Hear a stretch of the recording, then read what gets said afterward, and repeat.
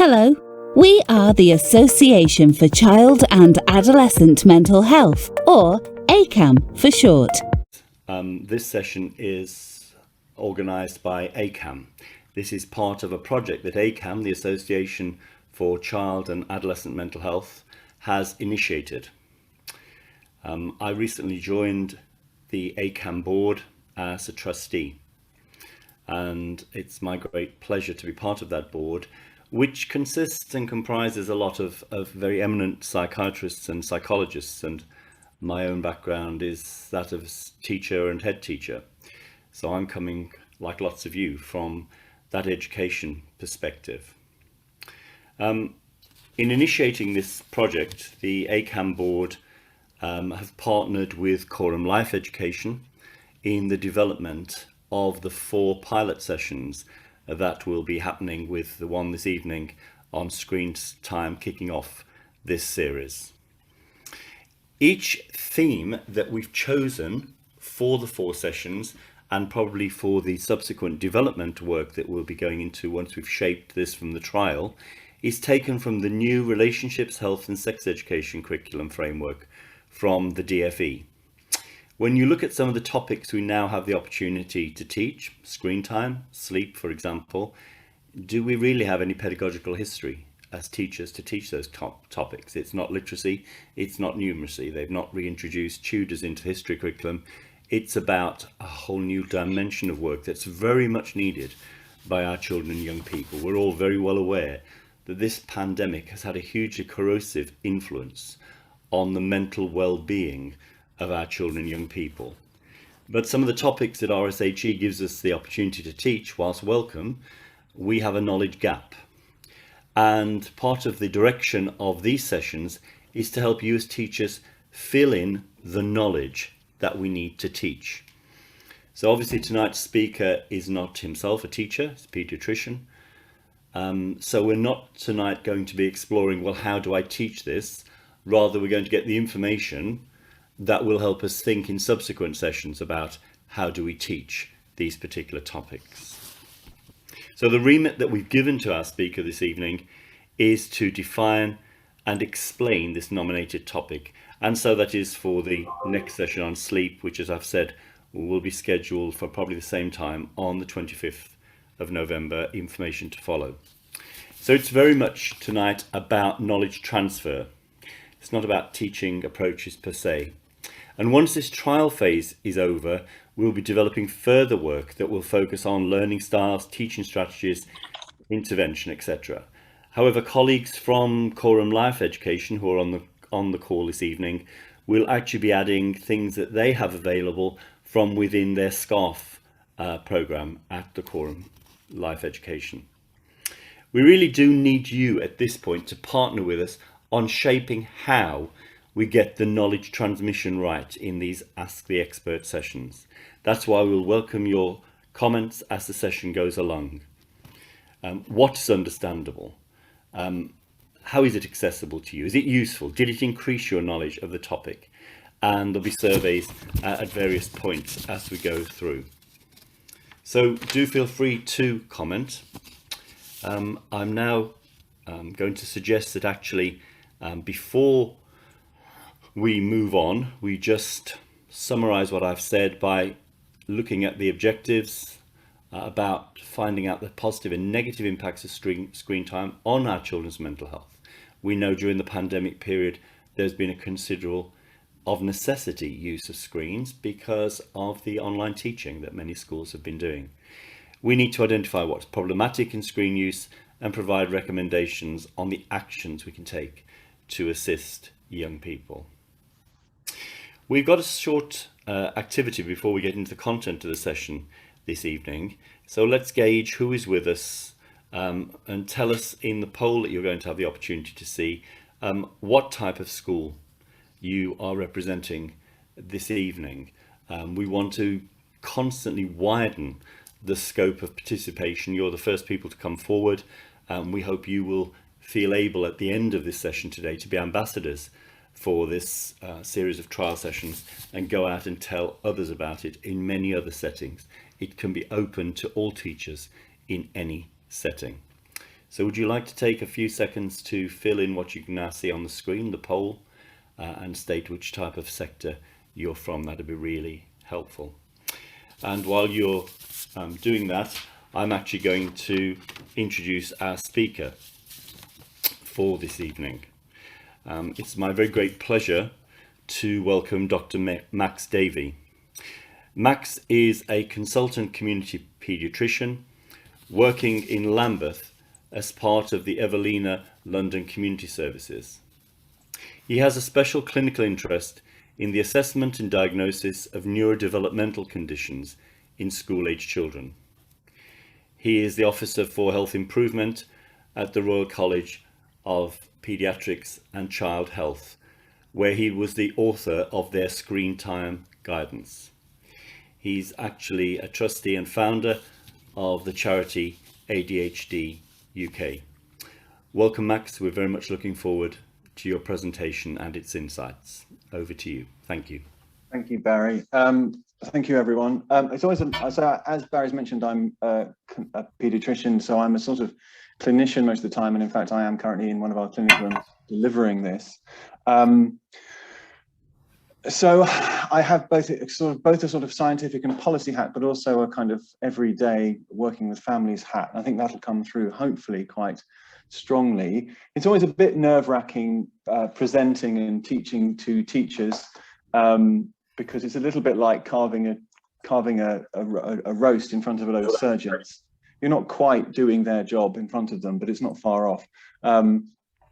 And it's also unnerving, of course, presenting with no audience, but I will plow on as much as I can. The way that I basically communicate with you is via the chat. So if there are problems, if you can't hear me, you can't see the slides or whatever, please do let me know. But the chat is a really important tool for you to feed back to me and ask me questions. So I will have that available. The first question I want to pose to you, and I just want you to put suggestions in the chat, is often a kind of narrative that we hear. Increased screen time has led to, and I just want to know any suggestions for what you would say it has led to. Just trying to resume my share. Okay, poor sleep, change in behavior, less creativity, isolation, poor sleep. Difficult. Wow, gosh, I'm going to have to expand my chat window. So,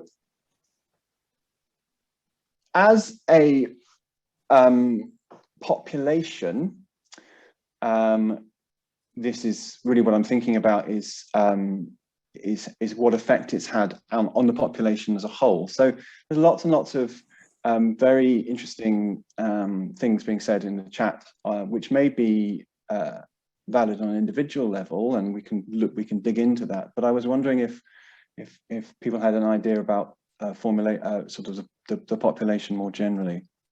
So we've got aggression, identity confusion, interesting, unsuitable material, loss of social connection, shorter attention spans, isolation, desensitization, less family time, increased motivation, poor sleep, which was one of the first things that came through. Oh, there's loads of these things.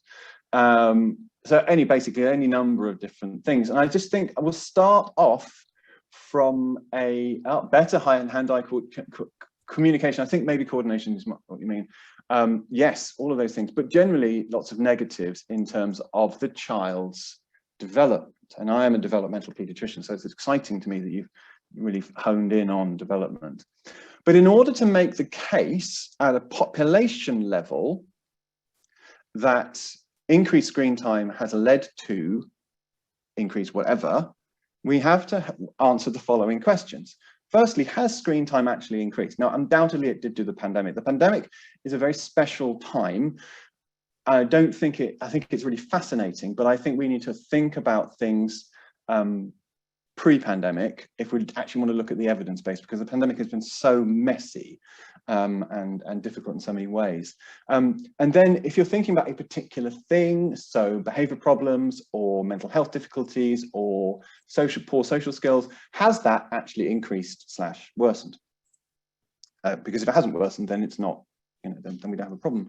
And then is there a conclusive and convincing link between the two? So just to quickly go through from the public health perspective, interestingly, and this is US data, but there's similar UK data, in the decade, in the sort of decade preceding the pandemic, or the kind of few years, there hasn't been an increase overall in the amount of media that children, screen-based media that children consume. There's certainly been a transition from TV-based to mobiles, and you can have all sorts of arguments about what effect that might have had, but there hasn't actually been that surge in screen time. There was probably a surge several decades beforehand, but it isn't a recent phenomenon. That's the really important point.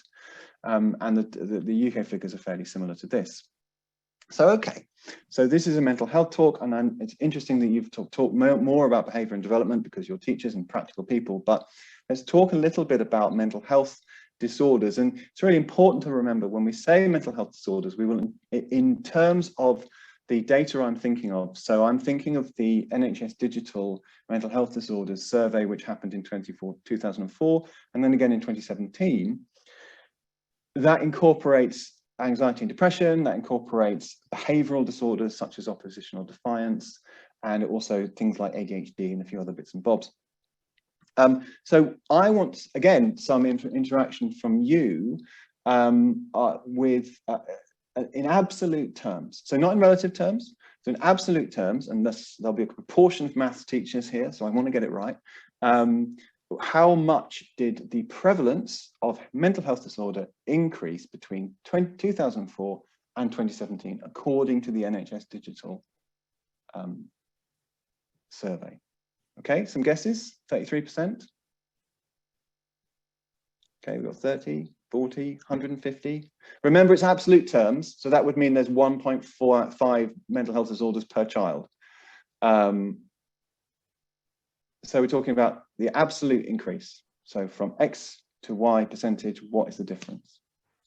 17 is a very specific guess. Thank you, Tom Pratt. 5 is the lowest we've had so far. 70, 60, 73, 75, 25, 1 in 9. Okay, that 1 in 9 was the figure that came out. So let's set the answer. It was 1%. The overall absolute terms increase between those two time points was around 1%.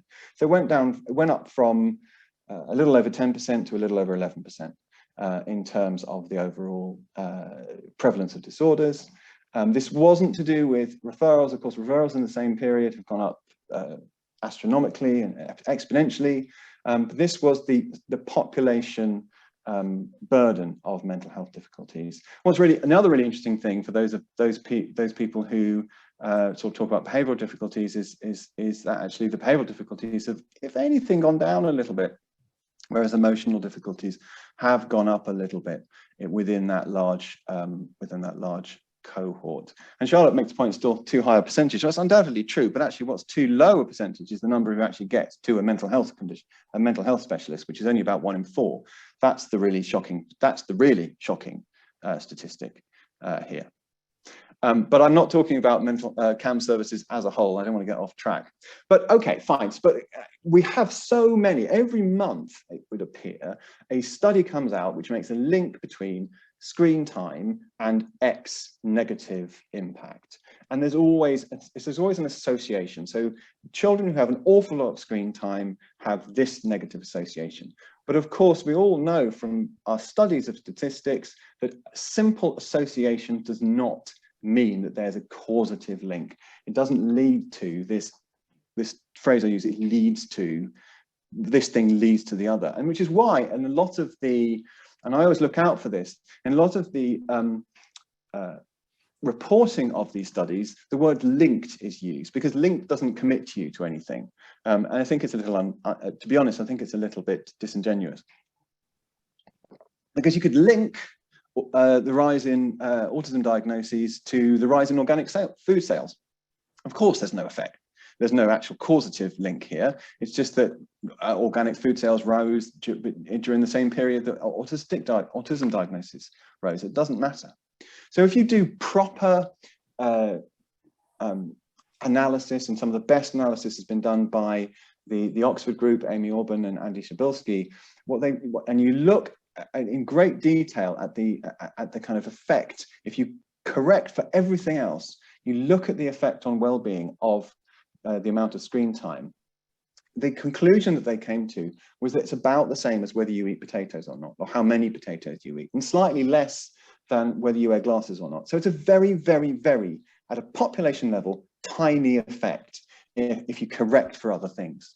And the final thing I think is really important to mention. Lots of people like to talk about how screen time is harmful, but I've not seen a single intervention study that shows that reducing screen time has a positive effect on outcomes. I've not seen a single one. If I start to produce them, then I'll start to listen a bit more that screen time in itself is a valid target for therapy, but I'm not convinced at the moment. Now, there's this idea, which is an interesting idea, that maybe it's not just that it's not, that you should not have too much, but maybe there's a right amount. Maybe too little isn't great and too much isn't great. And there's a sort of Goldilocks hypothesis, sort of, not too cold and not too hot.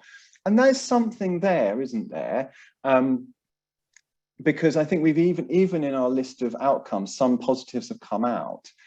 But the problem is that doesn't lead you to a clear conclusion as to how much is too much. Here's some data, again from Andy Shabilsky's team, about what different kinds of screen time, just simply in terms of how they are associated with different levels of well-being. And essentially, you don't need to look at the specifics, but basically, if you have no TV, you're a little bit better off watching an hour of TV versus no TV. But if you're watching 7 hours of TV, you're worse off than no TV. And that's kind of not a big surprise. But actually look at this, and the computers yourself halfway between. Video games, you really have to play a lot of video games, like a really ridiculous amount, in order to have worse well-being than no video games at all. So should we be prescribing video games for children who are not doing well with their mental health? No. But what we're saying is, the relationship between, first of all, the relationship between this Goldilocks, this sort of Goldilocks idea of, the right amount of screen time seems to really vary, from person to person, but also from what kind of screen time you're talking about. And also, we don't really know how much is too much. So Gareth has commented, anything can have too much. Yes, absolutely right. Very, very good point, Gareth. So anything can be excessive. So, but to focus on screen time to the extent that the media and certain professionals have doesn't seem to me to fit in with that simple understanding that anything can be taken too far.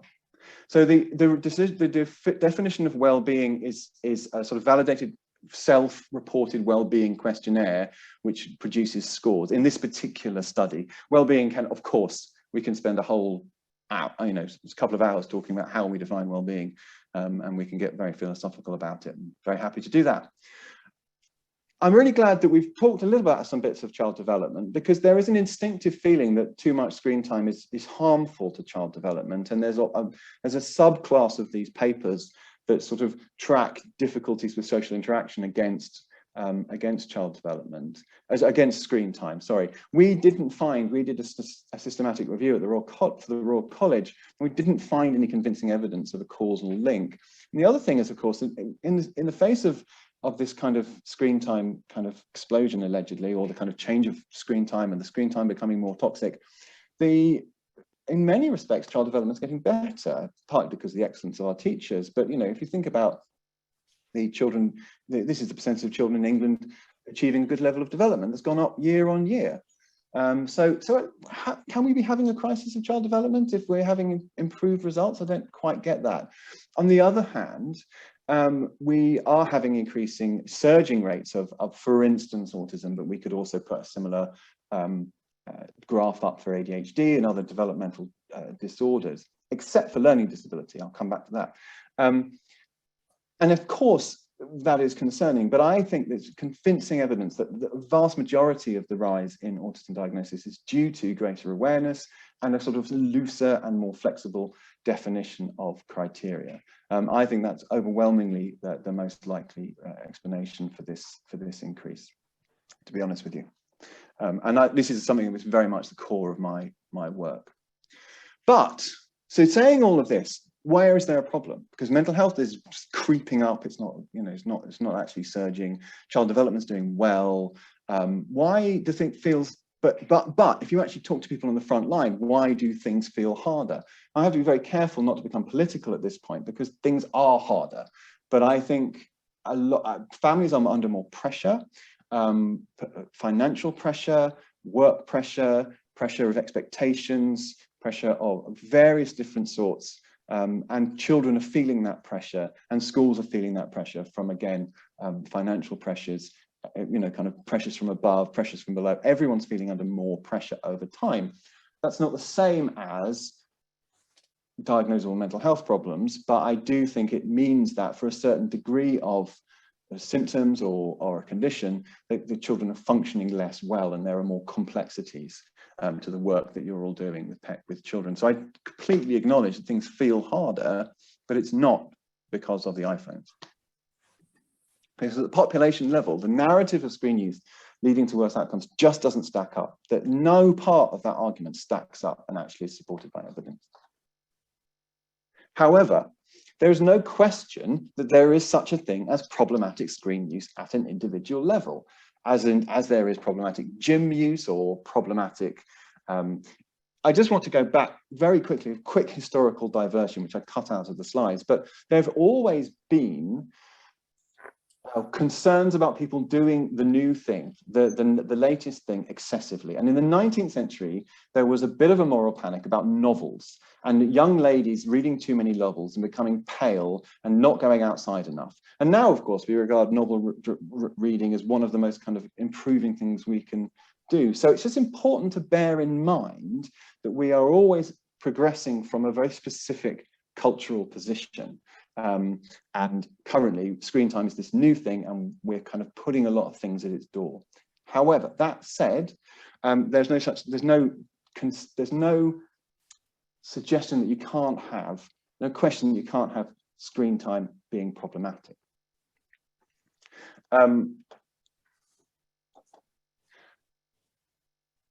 You can decide what is problematic in a number of different ways. You can use duration-based criteria. So basically, you can say, like in this particular, this is not specific, this is what the old American guidance used to be: no screen time before 2, which leads to ridiculous things like somebody who I knew from America saying, can I watch the football while I'm breastfeeding my baby? Of course you can, don't be ridiculous. But if you strictly follow the American Academy of Pediatrics, you wouldn't be allowed to. So the problems are, there are various definitions of screen time. So the American Academy have now said, oh, well, homework doesn't count. Well, doesn't it? Well, how is it different? And it's very popular with health bodies. The World Health Organization is fond of this. The American Academy have kind of adapted their position a little bit, but essentially they're still kind of based on duration. But it's scientifically unsound for the reasons that I've laid out. There's no evidence the duration of screen time on its own will tell you whether it's having a negative effect, except unless you talk about the content, the context. However, you could think about content criteria, and I think some of that is bubbling up in the chat.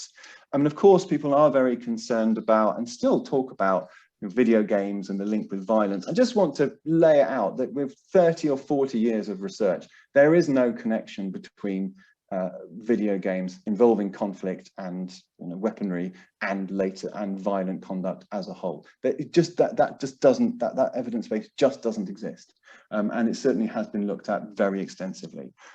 So for me, Fortnite is not a worry. I don't worry about kids playing Fortnite. I do, of course, worry about kids playing things which are either horrifying, it's going to scare them and so they don't sleep, or hugely violent and gives really kind of negative messages. And the certification system for games is really important, and people ignore it routinely, and they probably shouldn't.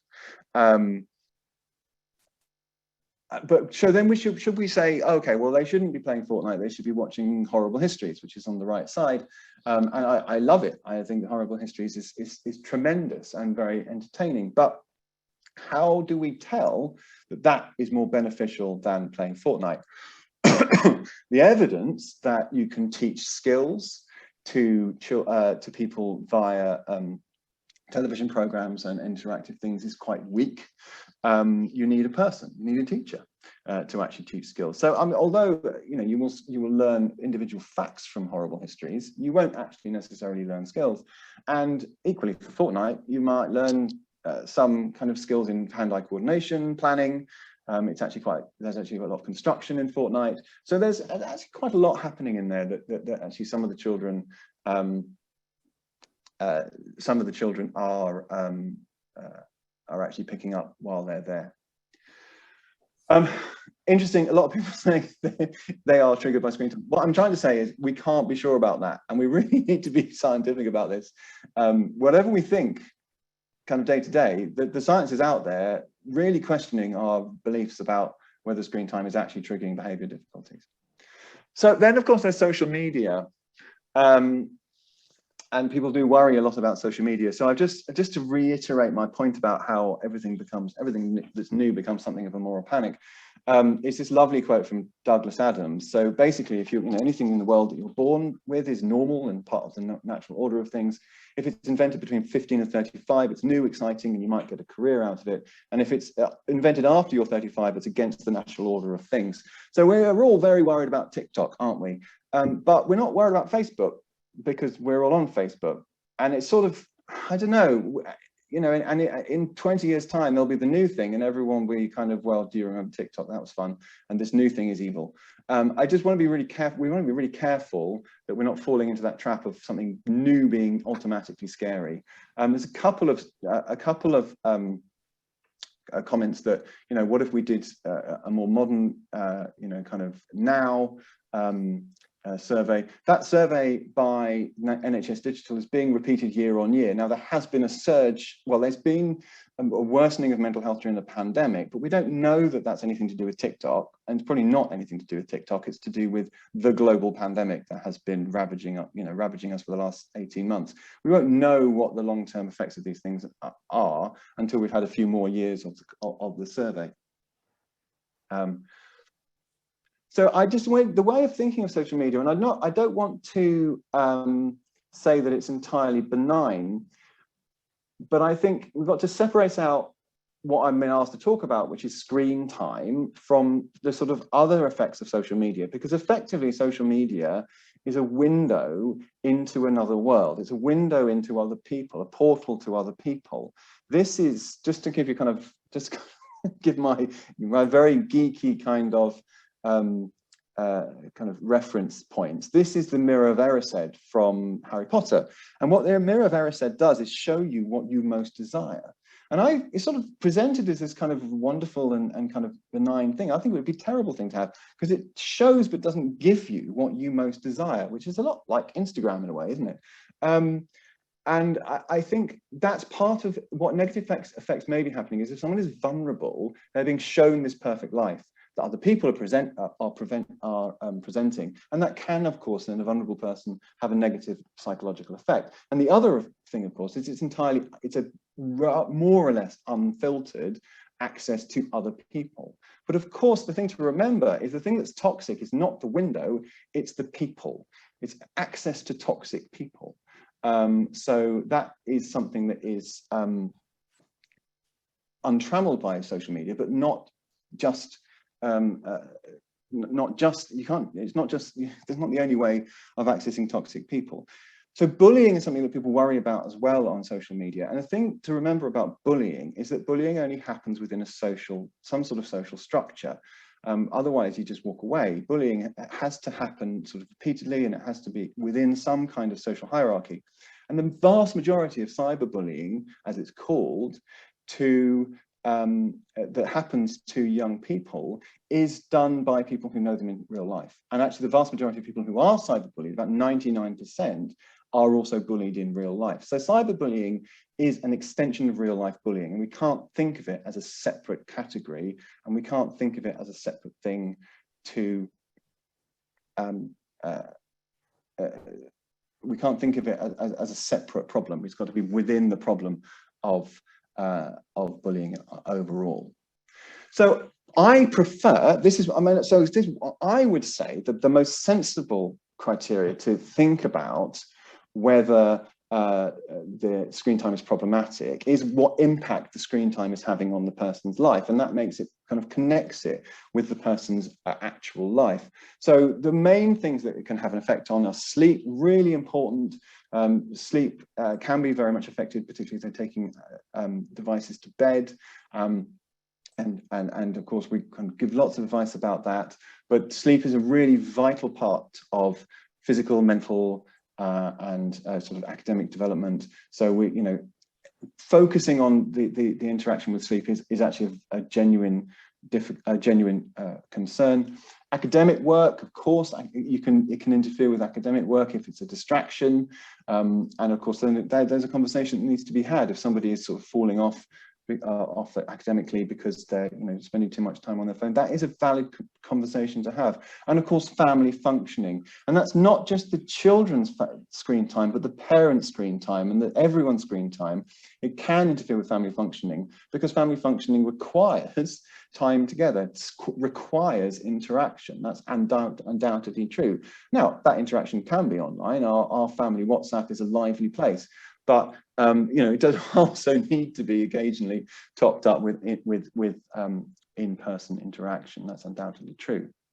Okay, so we've got this kind of, we might, for a proportion of people, want to decrease screen time. What are we going to do? Are we going to present them an ideal, as in, you should be giving no screen time to your under 2s, you should be giving 1 hour screen time at most to 2 to 5 year olds? That feels to me like an unattainable ideal for most families. So this is what I mean. This is a very ideal family. And I love this picture because I just wonder what the dog is saying. The dog is kind of looking off camera going, save me, I've been adopted by robots. Because what we can sometimes do is present this ideal thing to families of, this is what you should be doing. And actually families, unless they think that this is achievable, will just get turned off and feel shamed and feel blamed. And that is only going to lead to them being, just disengaging and not taking the advice at all. It's much more helpful to go from where they are and help them along the way with small steps. So our approach from the Royal College of Paediatrics was to the following, really. The question is family screen time under control? And I use those words deliberately. It's not just the kids, it's everyone's screen time under control. And I use under control deliberately because it's sort of under your control for younger children, but for older children, are they able to balance it? So, with the secondary school, we've got some secondary colleagues here, within that, are they able to, the secondary school pupils, to balance, work against and being able to sleep against their kind of FIFA career? Is that kind of, when they start to get a little bit more control and autonomy, are they putting those balances in? Are they being sensible about it? And then does it, so if it's not under control, then we've got a problem. Even if it's not that much, if the parents and the young people don't feel it's under control, then that is a problem. Does it interfere with our family activities? Does it interfere with sleep? So we specifically go for sleep. And are you in control of snacking during screen time? We're not really talking about physical health today, but there does seem to be some effect with obesity, some connection with obesity, partly because they tend to be sedentary activities, and partly because there doesn't seem to be such control of satiation, so much control of being able to know when you're full, when you're also interacting with the screen. So you can basically just eat too much, and you can see at the end of a cinema how many calories have been left on the floor. So these are our top tips for controlling screens. So the first is have a plan and stick to it. It doesn't really matter what the plan is, as long as the plan aims to reduce that interference with family activities and interference with sleep. And for parents also to think about their own media use. often some of the difficulties come because particularly with behavior, where the parents are not responding to positive behaviors, they're only responding to negative behaviors, and that can be quite problematic. And if you're sort of constantly scrolling Facebook, you'll only be responding when the kids are smashing stuff up. So prioritizing face-to-face interaction, we do think that there's something qualitatively different about face-to-face interaction, and it is useful, but it doesn't mean that online interactions are worthless. They're certainly not. You know, you can have very strong interactions, and I think particularly there's a few things about SEN coming up. Actually, particularly adolescents with autistic spectrum disorders, actually face-to-face interaction can be really difficult for them, and the online interactions much, much easier and actually very positive. So we shouldn't kind of just have a simplistic view on that. Being snack aware, we've talked about that with the screen time, and obviously protecting sleep. We think sleep is really vital. So protecting sleep, having devices put away before you go to sleep is absolutely essential. We have at times had a recommendation of an hour of screen free before bedtime. Actually, that doesn't seem to be essential for all children. If you have a sleep problem, it probably is useful. But for most children, it doesn't seem to be entirely necessary. Sometimes, you know, if you're having something relatively calming before you go to sleep, then if you're watching it on an iPad, it doesn't greatly matter. It doesn't look like. And the other question is it a screen problem? You have a child who's refusing to get off his Xbox. You have a family who are kind of shouting all the time and fighting all the time, and the parents are saying, oh, it's all to do with the iPads. Is it though? Because that can be a really easy scapegoat for actual real problems, either within the relationship, within parenting, or within the mental health of the young person. You know, the young person at secondary school, perhaps, who's locking themselves away playing World of Warcraft. Well, you know, is that a World of Warcraft problem, or is that a mental health problem? So that would be my question. So oppositional behavior, you treat as oppositional behavior. If they're refusing to get off screens, then you're out of control. Actually, the treatment for that is parenting intervention, parenting groups, support to get the parents to be authoritative within the household. Family discord, again, you know, it's about the whole family screen strategy. So maybe the parents need to put their screens down, and everyone needs to sort of have these sort of more positive interactions if possible, rather than just blaming it on the kids and, you know, Fortnite. And again, so you get the idea. So is it anxiety and low mood? Are they avoiding school? Are they staying up late because they know that then they won't be able to get up in the morning, and because they're scared about school, there's something going on at school? There's all these other things that we need to think about before we leap to the conclusion that it's a screen problem.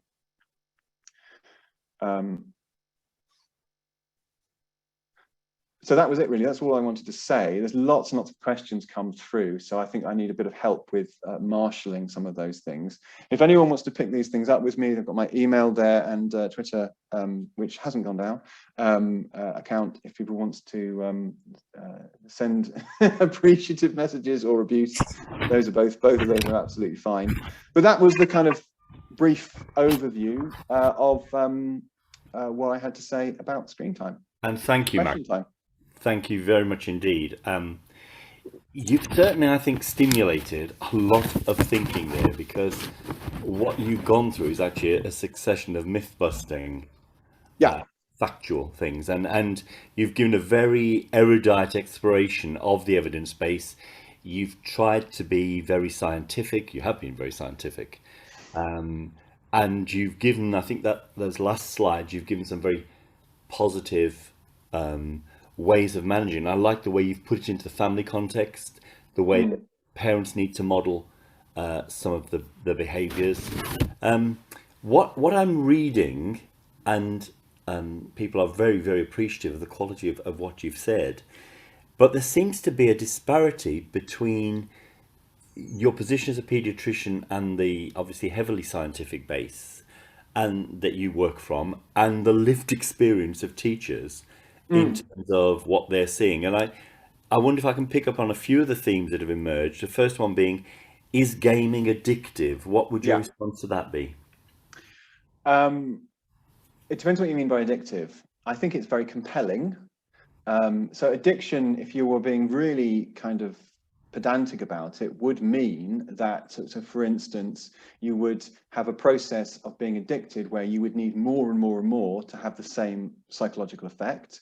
You would have a negative effect on your life because you were constantly going to do this thing, that you would be angry at other people because they were trying to challenge you about it, and that you were having kind of withdrawal effects when you weren't doing this thing. Now, I would argue that most people who are really into games don't quite have that relationship to them. They really love them and they get a lot out of them, but they haven't got that I need more and more and more and more and more in order to get the same joy out of them. So I think that's where it falls down a little bit. I think games are incredibly compelling, and particularly games which have encouraged lengthy play, you need to be quite careful about. But in itself, is gaming addictive? I don't think in the real strict psychological sense. Certainly is something that when you get into gaming, particularly as a young person, you do need to get that balance right. So, I mean, Gareth there is asking, is it habitual? Many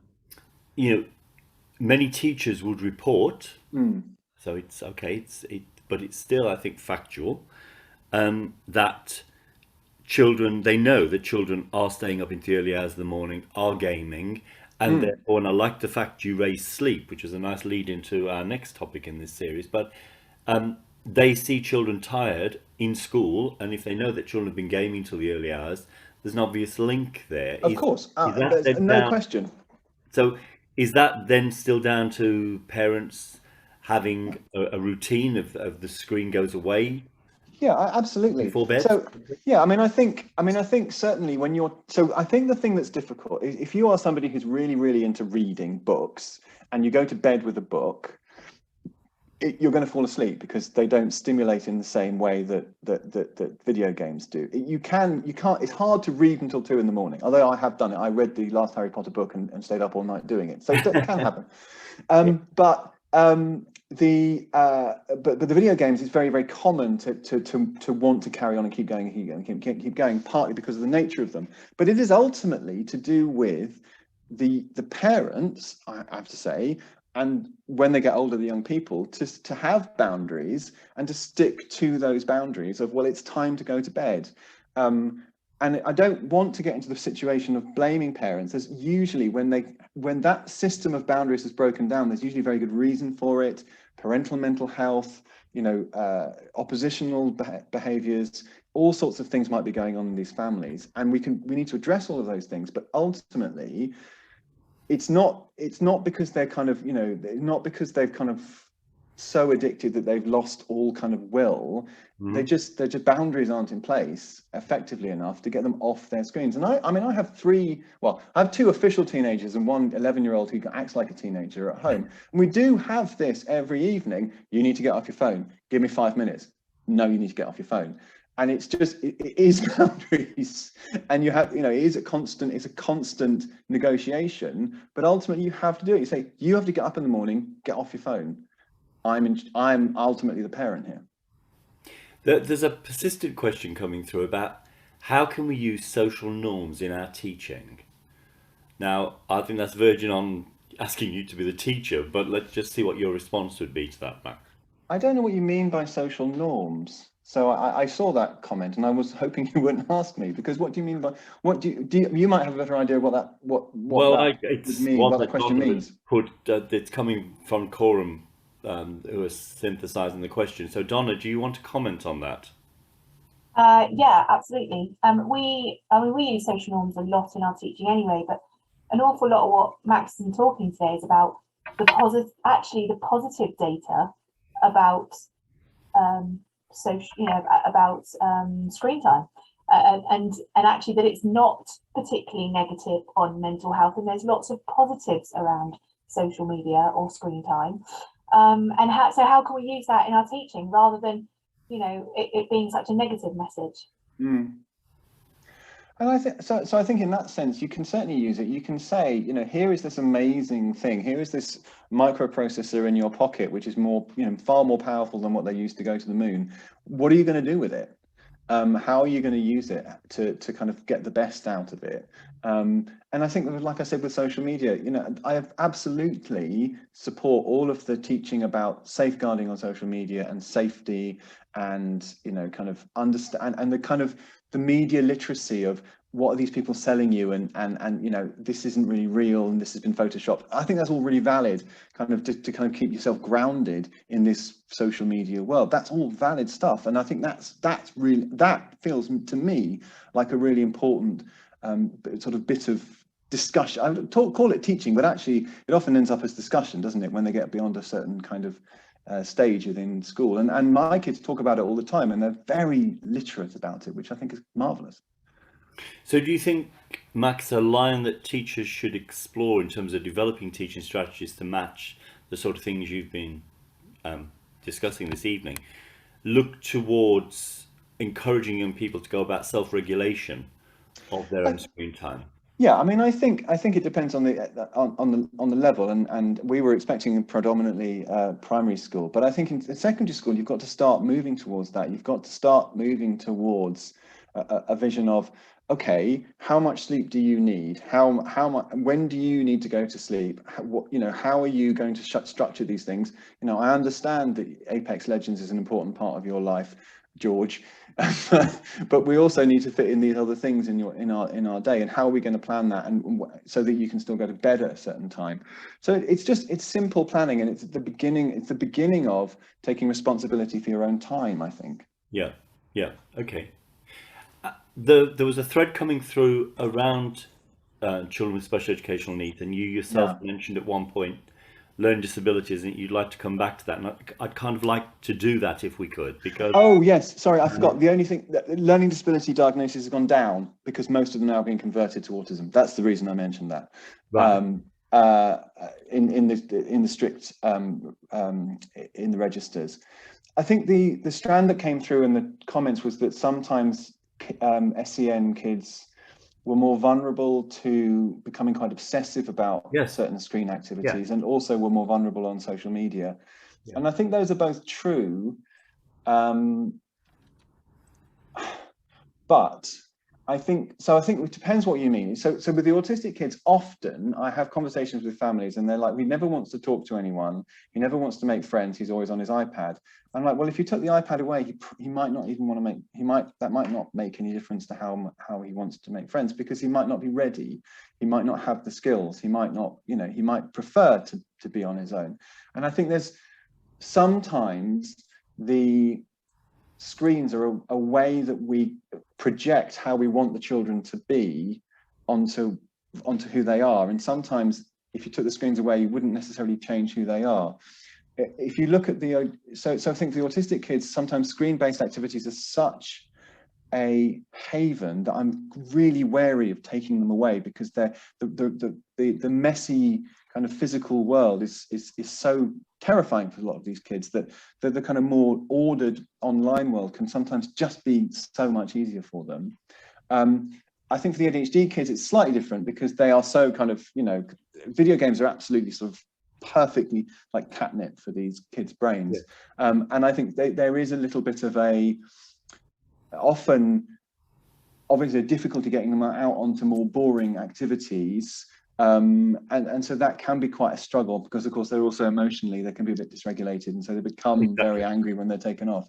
So that can be a real struggle. But again, it's part of ADHD parenting, it's part of parenting an ADHD child, which is an extremely challenging job. Part of it is managing video games, essentially. Yeah, I think you're absolutely right there.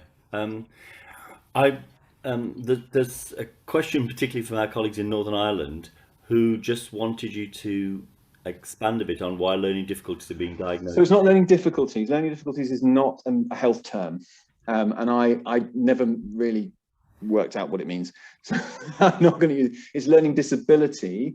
The rates of learning disability diagnosis between like the 1990s and the 2010s declined in quite striking mirror of the increased rates of autism.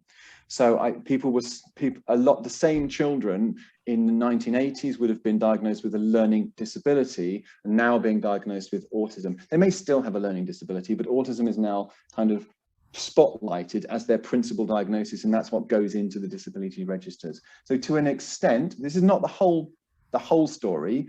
The story behind the rise of autism diagnosis is partly a relabeling of existing kids.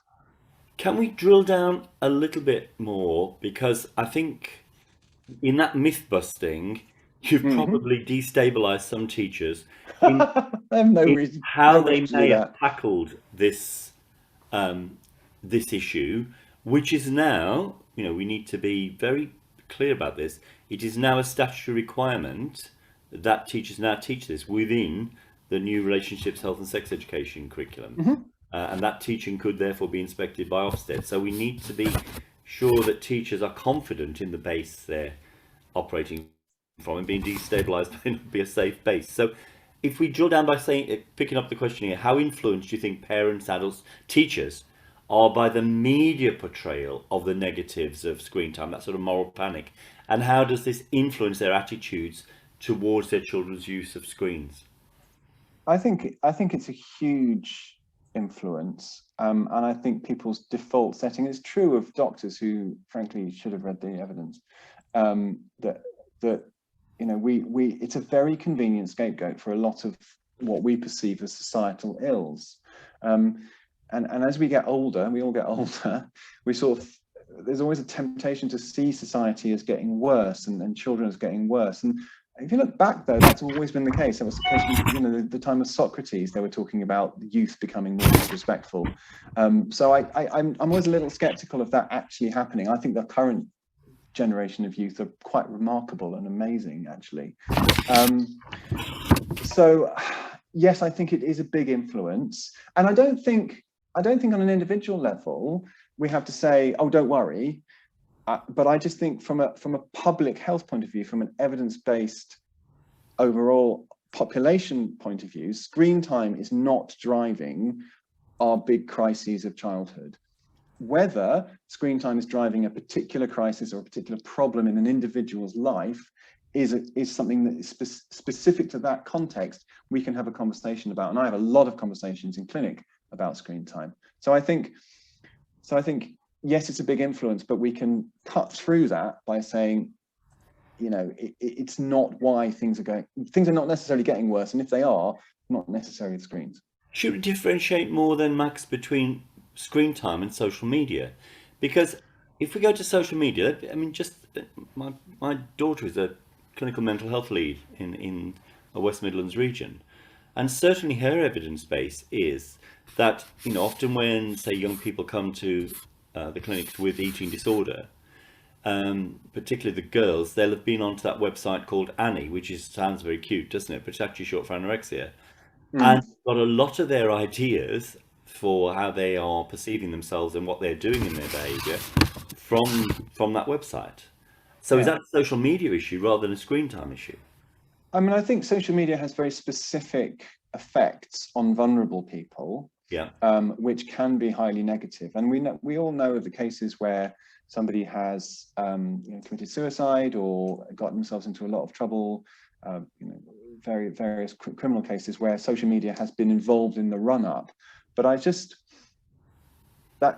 that's not to say that social media is then necessarily dangerous. If you have somebody who has got themselves into a vulnerable position, is starting to have these thoughts, then access to a community of people who think like this is quite likely to amplify these thoughts. And eating disorders is a very good example of a condition where this kind of thought distortion is a really powerful driver of the pathology. So yes, I think for that particular group, we have to be really careful, and it's part of safeguarding. I think it's in the same way as grooming by sex offenders. That is a kind of grooming for me, and I think so in those individual cases, absolutely, we should be very cautious and careful. The problem is how, at an individual level, you can look up young people, and my advice, of course, would be for young people to be able to have open conversations with the adults in their life about what's happening for them on social media, and actually what's happening for them in terms of their relationship with their bodies and their relationship with food. That should be part of our culture. but at a policy, a kind of governmental level, it's really hard to see what is going to be effective in clamping down. And that's the difficulty. We all want these websites to be clamped down, and we all want these kind of groups to not be leading people down the wrong track and leading people down these kind of distorted patterns of thinking. How you actually do that is really tricky from a legislative point of view, just from what my kind of involvement in the college. Okay. There's an interesting question just come through from Paul Ato, and it's about particularly young children, where we are, and many early childhood teachers would factually report, and their profiles of language development would reflect this. So that's our teacher evidence base. That we're seeing more and more children with very poor speech and language skills on entry to school compared to what we would have seen. And her hypothesis is, she's therefore seeing less parental interaction in terms of talking to children, where parents are arriving, scrolling their own screens, just about nod to their children, hold a hand, and away they go, still looking at their screens. Do you see well, that? I don't know how you square that with the evidence on the early years foundation stage, good level of development, which is going up year on year. I don't know how you square that. And I've been working in this service for 11 years, and I've been in pediatrics for 20 years. I haven't noticed that children have stopped being able to talk and interact. So I just don't, first of all, I don't really think we have the data, the sort of robust data to say that speech and language has got worse.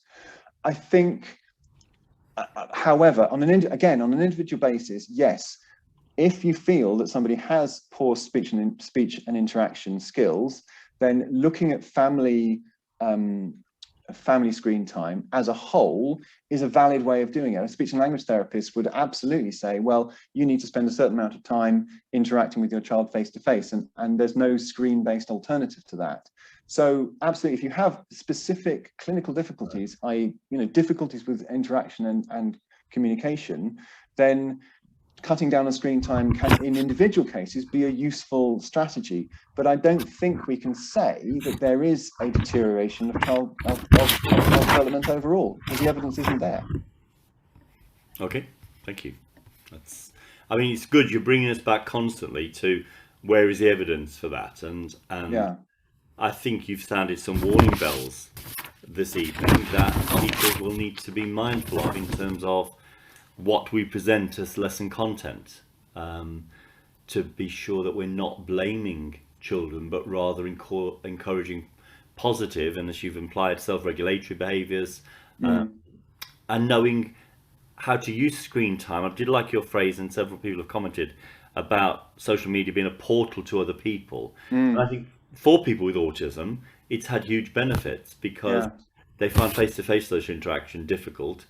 Conversely, in some instances, it has fed some obsessive behaviours, but we know of many other things that feed obsessive behaviours with children with autism. So there's a series of recommendations coming through of resources. I want to now, just before we call this evening finally together, I said in my opening remarks that Max has been our first brave guinea pig into this particular venture. Thank you, Max. But we need to keep constantly shaping this, because we do eventually want to partner this with some very specific advice through a parallel webinar on what the teaching content should be and how we develop schemes of work, for example, from the RSHE content the DFE have published. So you've seen that there's a poll come up on your screens about recommendation to colleagues. So can we ask you on that 10-point rating scale to the session you've heard this evening, would you recommend that to a colleague, starting with 1 as definitely not through to 10 absolutely I would? And it is going to be recorded, so you will actually get the opportunity to share this with a colleague. So can I just ask you all to have a go at that poll for a few seconds, please?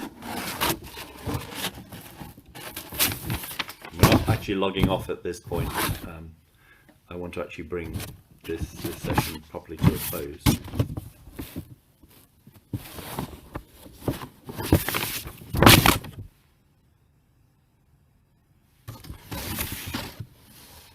Okay, again to remind you that the next event is going to be on the 25th of November, and that's going to be sleep. And as I said, I think Max has given us a nice segue into that topic and exploring that more deeply. Great, Max. We've got 51% of people, sorry, 47% of people saying they would certainly recommend it, and yeah, lots of other very high scores. So well done.